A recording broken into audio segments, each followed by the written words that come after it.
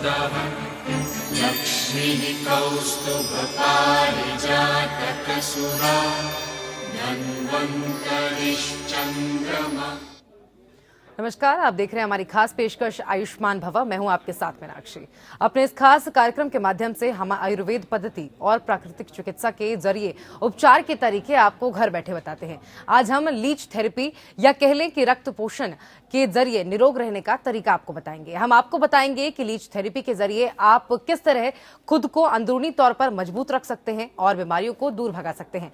आमतौर पर औषधियों से ही शारीरिक बीमारियों को दूर किया जाता है, लेकिन कुछ ऐसे कीड़े भी होते हैं जो बीमारियों को दूर करने में उपयोगी साबित होते हैं। ऐसा ही एक कीड़ा है लीच, जिसके द्वारा किए जाने वाले इलाज को लीच थेरेपी कहा जाता है। आमतौर पर माना जाता है कि लीच शरीर में चिपक जाता है और इंसान के शरीर से खून चूस लेता है। यही कारण है कि कुछ इलाकों में इस कीड़े को लेकर खौफ भी रहता है, लेकिन शारीरिक व्याधियों को दूर करने में लीच का उपयोग बहुत अच्छा परिणाम देता है। इन दिनों कई बीमारियों को दूर करने के लिए लीच थेरेपी का इस्तेमाल भी किया जा रहा है और मरीज को इससे आराम भी मिल रहा है। लीच थेरेपी बहुत ही आसान और प्रभावशाली माना जाता है। इस थेरेपी में लीच को शरीर में ऐसे स्थान पर रखा जाता है जहां दर्द या घाव रहता है। लीच तुरंत ही उस स्थान पर खून चूसना शुरू कर देती है। शरीर में मौजूद गंदे खून को लीच चूस लेती है और धीरे धीरे वो बीमारी दूर होने लगती है। ऐसे में लीच थेरेपी से मरीज का इलाज करने में करीब 45 मिनट का समय लगता है। इसका इस्तेमाल दाद, खुजली, कील मुहासे, गंजापन और डायबिटीज जैसी कई बीमारियों में उपचार के लिए किया जाता है। भारत में प्राचीन काल से ही लीच थेरेपी के इलाज किया जाता रहा है। शरीर के गंदे खून को निकालने के लिए लीच के इस्तेमाल की पुरानी परंपरा भी रही है।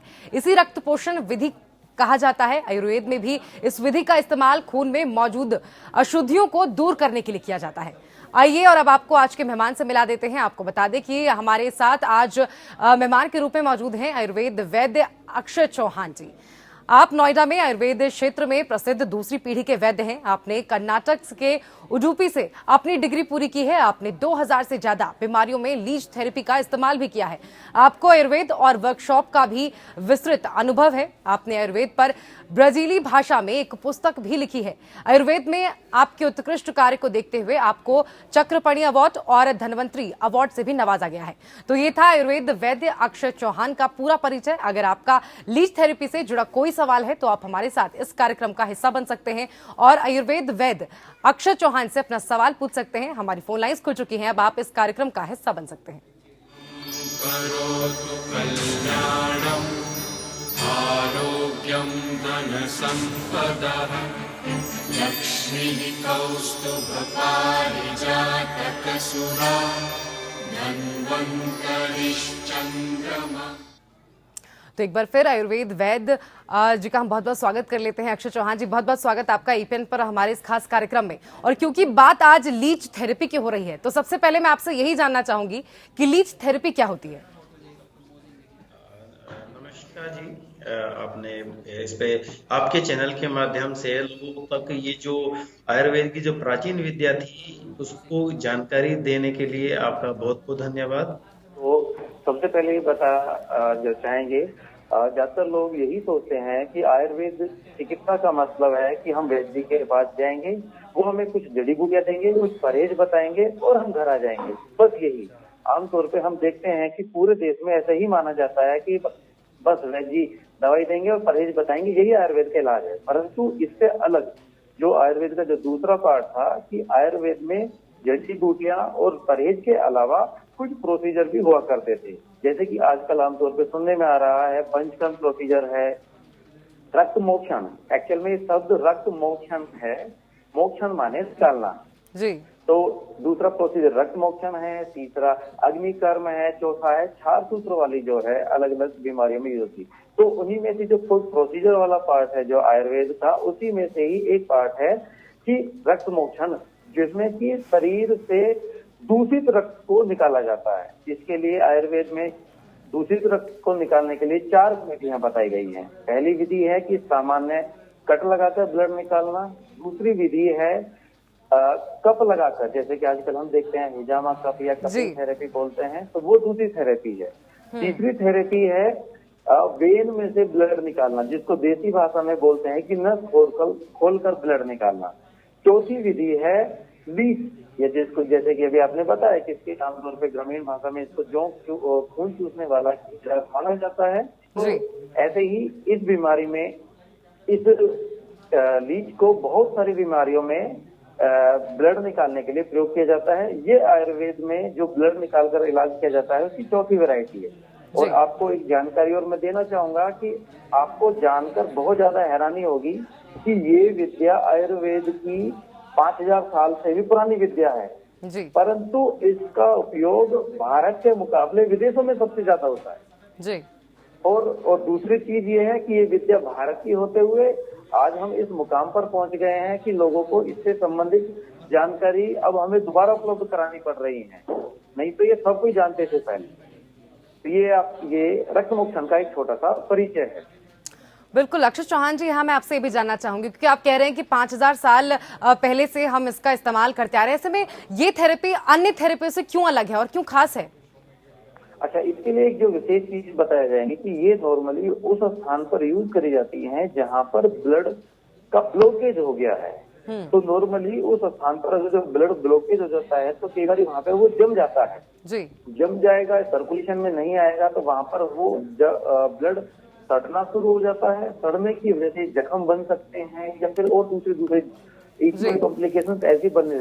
इस दुनिया में उस जमे हुए ब्लड को छोटी छोटी कोशिकाओं से जो ब्लड जम गया, इस दुनिया में कोई थेरेपी है ही नहीं जो उसको खींच के बाहर निकाला जा सके। और ये एकमात्र लीच थेरेपी है जो वहां पर इसको खींच के बाहर निकाल सकती है। अन्यथा इस दुनिया में कोई थेरेपी है ही नहीं जो बहुत माइनर से माइनर कोशिकाओं में फंसे हुए जमे हुए रक्त को बाहर निकाल सके। तो इसलिए ये और दुनिया की सारी थेरेपी से अलग है। दूसरा नंबर है कि जो प्लास्टिक सर्जरी की जाती है उसमें भी जब ब्लड का सर्कुलेशन प्रॉपर नहीं होता है, प्लास्टिक सर्जरी में क्या होता है कि एक स्थान से स्किन का एक टुकड़ा निकालकर दूसरे स्थान पर रोपित किया जाता है, परंतु कई बार ब्लड के सर्कुलेशन संबंधित प्रॉब्लम आ जाती है तो वहां पर भी इस थेरेपी का सर्कुलेशन को इम्प्रूव करने के लिए इस थेरेपी का सहारा लिया जाता है और काफी टाइम से इसका प्रयोग हो रहा है वहां पर भी। तो ये इसलिए बेहतरीन, इसलिए बहुत कारगर है कि ये बहुत ज्यादा आसानी से ब्लड निकाल सकती है। अक्षय जी, हमारे साथ एक दर्शक जुड़ गए हैं इस वक्त और सहारनपुर से हमारे साथ अजय यादव। अजय जी बताइए, क्या है आपकी समस्या? हाँ, नमस्कार जी। नमस्कार डॉक्टर साहब, मैं अजय यादव सहारनपुर से। डॉक्टर साहब, मुझे पैरों में जख्म है निचले गट्टे के पास और पिछले 1 साल से जख्म है। बहुत इलाज किया है पर वो ठीक नहीं हो रहे हैं, तो उसमें क्या कुछ मदद कर सकते हैं लीच थेरेपी? तो धन्यवाद अजय जी, मैं आपके माध्यम से ये जानकारी और जो भी दर्शक हैं उन सबको पहुंचाना चाहूंगा। तो जैसे कि आप जानते हैं कि जो ब्लड का सर्कुलेशन प्रॉपर नहीं है वहां पर उस स्थान पर, तो क्या होता है कि जो भी हम दवाई खाते हैं वो पेट में जाने के बाद में हमारे रक्त में घुलती है। रक्त में घुलने के बाद ही पूरे शरीर में वो फैलती है, परंतु उस स्थान पे ब्लड का सर्कुलेशन प्रॉपर नहीं है। ब्लड भी स्वयं वहां पर अच्छे तरीके से नहीं जा पाता है। तो जब ब्लड स्वयं नहीं जा पाएगा तो जो ब्लड में घुली हुई औषधियां हैं जो भी है वो वहां तक नहीं पहुंच पाएंगे। जब पहुंचेंगी ही नहीं तो वहां पर आप किसी भी प्रकार का परिवर्तन या ठीक होते हुए ऐसा नहीं देखा जाता है। तो उस कंडीशन में लीच थेरेपी इसमें वहां पर उस स्थान पे लगाकर जो जमा हुआ रक्त है उस रक्त को निकालकर बाहर कर देती हैं, तो जिससे कि जो पीछे जो ताजा ब्लड आ रहा है, सर्कुलेशन वाला ब्लड आ रहा है, वो तुरंत वहां पर आना शुरू हो जाता है। तो इस थेरेपी के माध्यम से जो ताजा ब्लड आया है और ऑलरेडी उस पहले से ही मेडिसिन चल रही है, उस ब्लड के अंदर मेडिसिन है, तो वहां पर उसका असर दिखना शुरू हो जाता है। तो ये बहुत सारे इवन आपने देखा कि डायबिटिक वुंड भी है वो भी नहीं भरते हैं, या वेरिकोज के वुंड है वो भी नहीं भरते हैं। तो जितने भी प्रकार के जख्म हैं इसमें ये बहुत ज्यादा मददगार साबित होती है। और जैसे ही थेरेपी हो जाएगी तो उसके बाद में जो व्रण भरने की, जख्म भरने की जो प्रक्रिया है वो पहले के मुकाबले बहुत स्पीड से होनी शुरू हो जाती है, और ऐसा आप नोटिस कर सकते हैं। चलिए, बहुत बहुत शुक्रिया आपका अजय हमारे साथ जुड़ने के लिए, और मैं उम्मीद करती हूँ आपकी समस्या का समाधान यहाँ जरूर मिला होगा। हम अपने कार्यक्रम में फिर से एक बार लौटेंगे। अक्षय जी, आप बता रहे थे कि किस तरह अलग और खास है जो थेरेपी है ये और थेरेपी से, लेकिन इस बीच में आपसे ये भी जानना चाहूंगी कि आयुर्वेद में लीच थेरेपी को कैसे किया जाता है? अच्छा, लीच थेरेपी को इसमें नॉर्मली इसकी ऐसा नहीं है कि इसको सबसे पहले बात है कि जो भी क्वालिफाइड और एक्सपीरियंस्ड डॉक्टर ही चाहिए, अन्यथा इसको कहाँ पे प्रयोग करना है, इसके कुछ कॉम्प्लिकेशंस भी है। हर थेरेपी की अपनी सीमाएं होती हैं, उसके कुछ साइड इफेक्ट भी होते हैं। अगर जो सही तरीके से प्रयोग नहीं करे तो काफी झेलना पड़ता है। नंबर दूसरा होता है, पहले डॉक्टर का सिलेक्शन होता है, दूसरे नंबर पे होता है कि लीच का सिलेक्शन। आपके माध्यम से जानकारी देना चाहेंगे कि जो भी हम सामान्य तौर पर जो लीच होती हैं तो वो पॉइजनस, जहरीली और नॉन पॉइजनस, बगैर जहर की 2 प्रकार की लीच होती है। तो इस थेरेपी के लिए जो बगैर जहर वाली है, नॉन पॉइजनस लीच है, सिर्फ वही यूज होती है। और उसमें भी जो मेडिसिनल लीच है, जो खासकर सिर्फ इलाज के लिए प्रयोग की जाती है, वही लीच इसमें यूज होती है। ऐसा नहीं है कि कहीं से भी कोई भी कीड़ा उठाया और तुरंत लगा दिया। तो उसके लिए कुछ क्राइटेरिया है जिसको सिलेक्ट किया जाता है कि भाई हाँ यही लीच यूज हो सकती है। तो इसके लिए आसान है, उसके लिए डॉक्टर जो अपने अनुभव के आधार पर ये सारी चीजें सिलेक्ट कर लेते हैं। तीसरा नंबर आता है पेशेंट को, क्या हर बीमारी में इसको प्रयोग किया जा सकता है? नहीं, ऐसा नहीं है। कुछ सिलेक्टेड बीमारियां हैं जिनमें इसको प्रयोग किया जा सकता है, और पेशेंट, हर पेशेंट पे भी नहीं, सिलेक्टेड पेशेंट होते हैं, डॉक्टर अपने अनुभव के आधार पर वो सिलेक्ट करते हैं कि हाँ इस पेशेंट में और इस बीमारी में इसको प्रयोग किया जा सकता है। तो ये होता है कि पेशेंट और बीमारी का भी सिलेक्शन होता है, उसके बाद ही थेरेपी की जाती है। बिल्कुल, ये अपने आप में अनोखी चीज है, क्योंकि आमतौर पर दवाइयों के जरिए किसी बीमारी को दूर किया जाता है, लेकिन एक कीड़ा किसी बीमारी को दूर कर सकता है। ऐसे में आपसे मैं ये भी जानना चाहूंगी कि क्या ये थेरेपी हर उम्र के व्यक्ति करा सकते हैं? 18 साल से नीचे के लोग जो हैं वो भी करा सकते हैं? बच्चे भी इस थेरेपी को करा सकते हैं क्या? जी जी जी हाँ, ये भी आपने एक बहुत अच्छी चीज पूछी है। तो ऐसा बताना चाहेंगे कि इस थेरेपी को एक बच्चे के ऊपर भी प्रयोग किया जा सकता है और एक बूढ़े के ऊपर, दोनों जगह पर इसको प्रयोग किया जा सकता है। हमेशा निर्भर करता है कि उस शरीर की स्वस्थता, कितना स्वस्थ है शरीर, उस आधार पर एक वैद्य निर्णय करते हैं कि यह थेरेपी करना ठीक है कि नहीं है। दूसरी बात यह है कि थेरेपी करते वक्त ये ध्यान होता है कि हमें लीच या जो लीच है कितनी प्रयोग करनी है। बच्चे हैं, बीमारी छोटी है तो 1 से 2 लीच प्रयोग कर सकते हैं, बीमारी बढ़ती भी चली जाती है।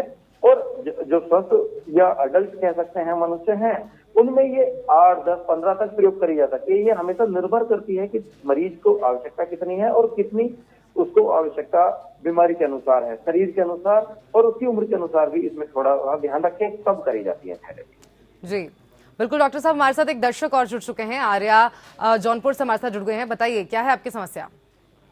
मैम, ये मेरे रिलेटिव्स हैं और उसके ज्यादा नहीं है, 22-23 साल है, और उसके सिर के बाल पूरे झड़ गए। 16-17 साल तक तो थे, और हेरिडिटी है क्योंकि उनके पेरेंट्स में पिताजी के नहीं थे, हालांकि उनके भी थे 25-30 साल तक थे, लेकिन उसके बहुत जल्दी वो हो गए हैं और पूरा सिर गंजा हो गया। तो उसके लिए क्या कर सकते हैं? बिल्कुल अक्षय जी, गंजेपन का इलाज भी लीच थेरेपी को कहते हैं। लीच थेरेपी से गंजेपन का इलाज भी होता है, इसमें क्या समाधान है इसका, बताइए। तो आपके इन आर्या जी के माध्यम से और आपके चैनल के माध्यम से मैं कुछ भ्रांतियां फैली हुई हैं इस थेरेपी को लेकर। कुछ लोग सोचते हैं कि कुछ लीच का तेल बालों के गंजेपन के लिए यूज किया जाता है, और दूसरा है कि लीच थेरेपी के माध्यम से प्रयोग करते हैं तो बालों के गंजेपन में प्रयोग होता है। तो दूसरी चीज ये है कि कुछ लोग इसका तेल बना के प्रयोग करते हैं, और हम जैसे वैद्य लोग हैं, हम इसको लीच थेरेपी के माध्यम से उसकी जड़ों में ब्लड का सर्कुलेशन इंप्रूव करके ऐसे प्रयोग कर सकते हैं।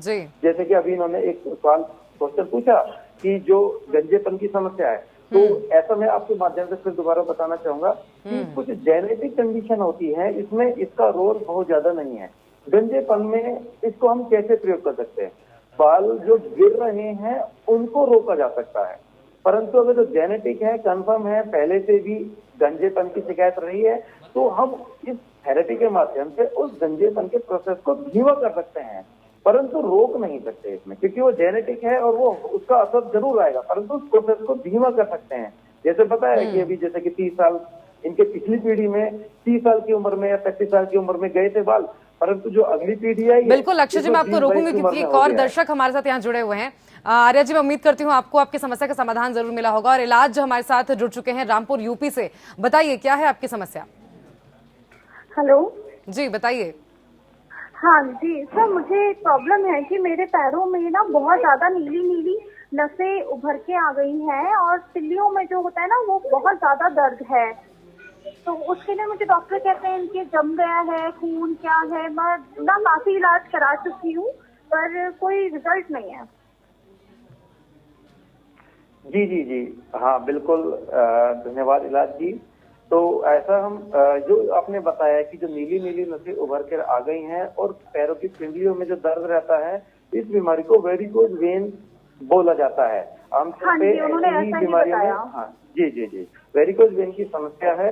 तो इसमें दो तरीके के जो इलाज ऐसा माना जाता है कि या तो आप इसको सर्जरी करा लीजिएगा, या फिर दूसरी जब आयुर्वेद में आते हैं तो कुछ औषधियों के माध्यम से भी इलाज होता है। उसके बाद में ऐसा बोल दिया जाता है कि अगर जब लीच थेरेपी कराएंगे तो ये बहुत ज्यादा आरामदायक रहेगी। तो इसमें जो ये बताया गया है कि आपकी जो नीली नीली नसें हैं इनमें जो खून जम गया है, तो उसके लिए जो आयुर्वेद के माध्यम से जैसे ही ये लीच थेरेपी करती है, अच्छा आपके चैनल के माध्यम से एक और हम बताना चाहेंगे कि लीच थेरेपी के अंदर एक प्राकृतिक नेचुरल केमिकल होता है जिसको ह्यूरुडिन बोला जाता है।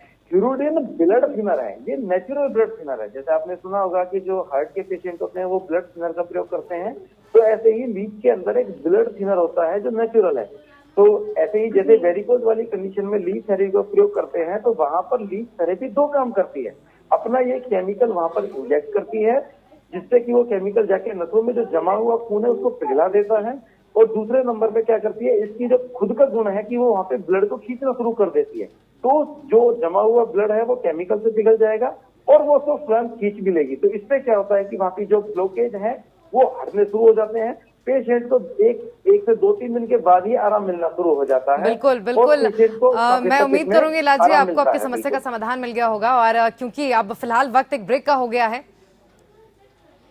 और रुक रहे एक ब्रेक के लिए, जल्द हाजिर होंगे। तो आप देख रहे हैं हमारी खास पेशकश आयुष्मान भवा, और आज हम बात कर रहे हैं लीच थेरेपी के बारे में। हमारे साथ लगातार जुड़े हुए हैं आयुर्वेद वैद्य अक्षय चौहान जी। अक्षय चौहान जी, एक बार फिर से आपका स्वागत है। और क्योंकि लीच थेरेपी की बात हो रही है, इसलिए मैं ये जानना चाहूंगी कि लीच थेरेपी करने में इस पूरी प्रक्रिया में कितना समय लगता है और कितनी बार में ये जो थेरेपी है वो पूरी हो जाती है? जी हाँ बिल्कुल। सबसे पहले होता है जब भी कोई हमारे पास आता है तो पूछते हैं जी इसमें कितना समय लगेगा। तो क्या इसमें नॉर्मली जैसे आपने बताया कि इसमें लगभग 45 मिनट के करीब समय लगता है। और इसमें कभी कभी जब भी पेशेंट की कंडीशन ब्लड की सप्लाई में अगर जो बराबर नहीं है, बहुत ज्यादा जमा हुआ ब्लड है, तो ये 45 मिनट, 1 घंटा और कभी कभी 1.25 घंटा, लगभग 75 मिनट तक भी ऐसा देखा गया है इसमें। और ये सब चीजें इतना समय आमतौर पे 1 से 1.5 घंटा लग जाता है इसमें। उससे पहले पेशेंट को कुछ तैयारी करने में लगती है, कुछ पेशेंट की थेरेपी होने के बाद में कुछ बैंडेजिंग वगैरह से की जाती है। तो इसमें आमतौर पे हम पेशेंट को जब भी बोलते हैं कि भाई आप 2 घंटे का समय आप अपना निकाल कर आइएगा। उससे पहले कुछ सावधानियां होती हैं कि पेशेंट को कुछ प्रिकॉशंस बताई जाती हैं कि भाई आपने क्या करना है, क्या नहीं करना है, क्या खाना है, क्या नहीं खाना है। और कुछ ब्लड टेस्ट होते हैं जो आवश्यक होते हैं पेशेंट की कंडीशन के आधार पर, कि आप ये करा के आने होते हैं। जी बिल्कुल। अक्षय जी, हमारे साथ हमारी दर्शक जुड़ गई हैं, हिमांशी जुड़ गई हैं दिल्ली से। हिमांशी, बताइए क्या है आपकी समस्या? तो मैम हम ये जानना चाहते हैं कि लीच थेरेपी वेरिकोज वेन में हेल्पफुल है क्या? सवाल सुन लिया डॉक्टर जी आपने? जी जी जी बिल्कुल सुन लिया है। तो अभी जैसा कि हमने बताया था कि उनको कि भाई वेरिकोज वेन में ये बहुत ज्यादा कारगर थेरेपी है। और अभी कुछ कंडीशन होती है, पहले एक चीज बता देते हैं कि क्या हम बीमारी कुछ लोग कई बार पेशेंट आते हैं कि जी हम कुछ स्टेज की होती है, बहुत ज्यादा एडवांस केसेस में होता है, तो तब आते हैं हमारे पास में कि लीच थेरेपी कराएंगे ऐसा ठीक हो जाएंगे। तो एक चीज हम बताना चाहते हैं कि ये लीच थेरेपी पहले 1 से 2 साल के अंदर जो भी वेरिकोज वेन कंफर्म होती है, तो वहां पर अगर तो उससे पहले ये कराया जाए 2 साल से पहले, तो ये लगभग वेरिकोज वेन की समस्या को खत्म ही कर देती है, ऐसा देखा गया है। परंतु क्या होता है कि वेरिकोज वेन की समस्या के बारे में मरीज को ही 2-3 साल के बाद में परेशानी होनी शुरू होती है, तो तभी वो किसी डॉक्टर के पास जाते हैं, तभी वो कुछ उसके ऊपर एक्शन लेते हैं। तो उस कंडीशन में अगर जो लीच थेरेपी कराते हैं तो ये बीमारी रुक तो जाती है, एक बार खत्म नहीं होती है जड़ से, परंतु रुक जाती है और भविष्य में कोई परेशानी नहीं करती है। और अगर जो पेशेंट की कंडीशन नहीं है, बीमारी नहीं है, और उसमें सब परहेज वो आसानी से करेगा, सावधानी पूर्वक करेगा, तो बीमारी जड़ से भी खत्म हो जाती है। बिल्कुल, बहुत शुक्रिया हिमांशी आपका हमारे साथ जुड़ने के लिए। और दिल्ली से हमारे एक और दर्शक दिलीप हमारे साथ जुड़ गए हैं। दिलीप जी, बताइए क्या है आपकी परेशानी? सर मेरे फादर का एक्सीडेंट हुआ सर आज से 4-5 साल पहले, राइट। तो उसके बाद उनकी स्टेम थेरेपी भी कराई थी, जिससे बैकबोन में उनकी प्रॉब्लम आ गई थी जी। अभी भी उनका नीचे बिलो एब्डोमेन सेंसेशन नहीं है, तो इसके अंदर कुछ है इसके लीच थेरेपी में कुछ? जी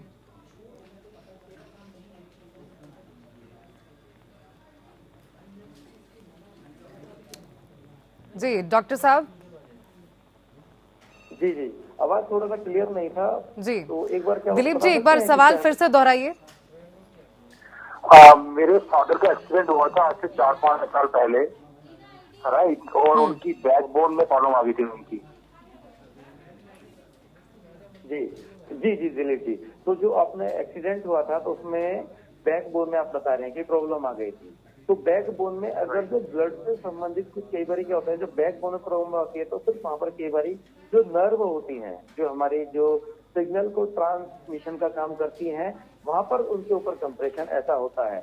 वहाँ पर साथ में ही अगर जो ब्लड की सप्लाई में भी कंप्रेशन आ जाए तो उस कंडीशन में जहाँ पर ब्लड की सप्लाई प्रभावित हुई है और वहाँ पे ब्लड का सर्कुलेशन बराबर नहीं है, तो उस कंडीशन में लीच थेरेपी कारगर हो सकती है बिल्कुल।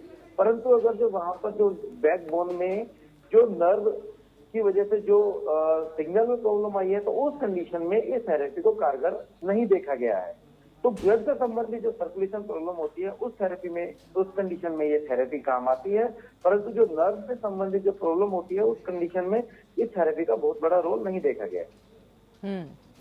बहुत शुक्रिया दिलीप जी आपका हमारे साथ जुड़ने के लिए, और मैं उम्मीद करती हूँ आपकी समस्या का समाधान आपको जरूर मिल गया होगा। एक और दर्शक हमारे साथ जसबीर सिंह गाजियाबाद से जुड़ गए हैं। जसबीर जी बताइए क्या है आपकी समस्या?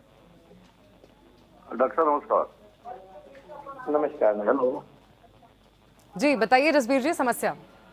समस्या ये है कि मेरे जो है हल्की सी एलर्जी रहती है, मुझे 30 से 24 सतराजी लेनी पड़ती है ब्लड की प्रॉब्लम की। तो ये जसबीर जी एलर्जी किस प्रकार की, स्किन की एलर्जी है या स्किन की नहीं है, ब्लड के अंदर से खुजासी मारने लगती है, 30 से 24 दिन मुझे सतराजी लेनी पड़ती है। जी जी जी, तो ये एक प्रकार का जसवीर जी एक तरीके का रक्त विकार है। तो इस कंडीशन में लीच थेरेपी कारगर नहीं है, क्योंकि अगर जो एक स्थान पर फिक्स होता है कि भी हमें बार बार यही स्थान में दिक्कत आ रही है, तो उस कंडीशन में लीच थेरेपी होती है। परंतु अगर जो शरीर में कोई एक स्थान फिक्स नहीं है और पूरे शरीर में कहीं पर भी एलर्जी या कहीं पर भी खुजली होना शुरू हो जाता है, उस कंडीशन में जब स्थान फिक्स नहीं है तो एक्चुअल में कहते हैं सर्जरी टाइप है, जहाँ पे स्थान का फिक्स होना बहुत जरूरी है। परंतु अगर एलर्जी या खुजली या जो भी है फिक्स नहीं है तो उस कंडीशन में थेरेपी को प्रयोग नहीं करते। चलिए बहुत बहुत शुक्रिया जसबीर जी आपका हमारे साथ जुड़ने के लिए। मैं उम्मीद करती हूँ आपके समस्या का समाधान जरूर मिला होगा। और अक्षय चौहान जी एक और सवाल, आखिरी सवाल मैं आपसे यहाँ पूछ लेना चाहती हूँ, क्योंकि कई बीमारियों का इलाज लीच थेरेपी के जरिए किया जाता है। इसमें कौन कौन सी वो मुख्य बीमारियां हैं जिनका इलाज लीच थेरेपी के जरिए किया जा सकता है? जी आपने ये बहुत एक अच्छा सवाल पूछा है। तो जैसे कि अभी आपने जो दर्शकों के माध्यम से सुना है, उन्होंने वेरिकोज वेन के बारे में पूछा है, उन्होंने जख्मों के बारे में, जो जख्म आसानी से नहीं भर रहे हैं उस कंडीशन में भी आपने पूछा है। और जहाँ पर आपने जो तीसरी कंडीशन ऐसा हमें देखने को मिलती है कि जहाँ पर बालों की समस्या होती है और जेनेटिक नहीं है, तो उस कंडीशन में बालों के सर्कुलेशन इंप्रूव करने के लिए तो बालों की समस्या में इसका प्रयोग किया जाता है। चौथी समस्या होती है इसमें जो आपका जो एक छोटे लोकलाइज स्थान पर सुन्नपन जैसा बना रहता है, छोटा सा स्थान है या ब्लड के सर्कुलेशन की वजह से वो स्थान सुन्न जैसा रह गया है, कोई भी एक होता है, तो उस कंडीशन में थेरेपी का प्रयोग किया जाता है। कुछ कंडीशन ऐसी होती है कि एक सर में लगातार जलन के साथ में दर्द बना रहता है, तो उस हेडेक वाली कंडीशन में भी इस थेरेपी का प्रयोग किया जाता है। और बहुत सारे स्किन डिजीज होती है, जैसे कि अभी इन्होंने पूछा कि एलर्जी टाइप है, जो एक स्थान फिक्स रहता है कि इतने बड़े एरिया में स्किन से संबंधित परेशानियां हैं। इवन जो लोकल एरिया में या छोटे एरिया में सोरियासिस स्किन जैसी कंडीशन है, उस कंडीशन में भी ये लीच थेरेपी बहुत अच्छे तरीके से प्रयोग की जाती है। और बहुत सारी कंडीशन में बिल्कुल ये कहा जा सकता है कि अपने आप में एक अनोखे तरीके की थेरेपी है ये, और काफी हद तक कई मुख्य बीमारियों में कारगर साबित होती है। फिलहाल बहुत बहुत शुक्रिया आपका अक्षय चौहान जी हमारे साथ जुड़ने के लिए और ये हमारे दर्शकों की समस्याओं का समाधान बताने के लिए। चलिए तो आप देख रहे थे हमारी खास पेशकश आयुष्मान भव। आज हम बात कर रहे थे लीच थेरेपी के बारे में और कैसे और किन किन बीमारियों का इलाज लीच थेरेपी के जरिए किया जा सकता है उसके बारे में। इसी के साथ फिलहाल आयुष्मान भव में बस इतना ही। आप देखते रहिए एपीएन। करोतु कल्याणम् आरोग्यम् ऐश्वर्यं धनसम्पदः लक्ष्मीः कौस्तुभपारिजातकसुरा धन्वन्तरिश्चन्द्रमा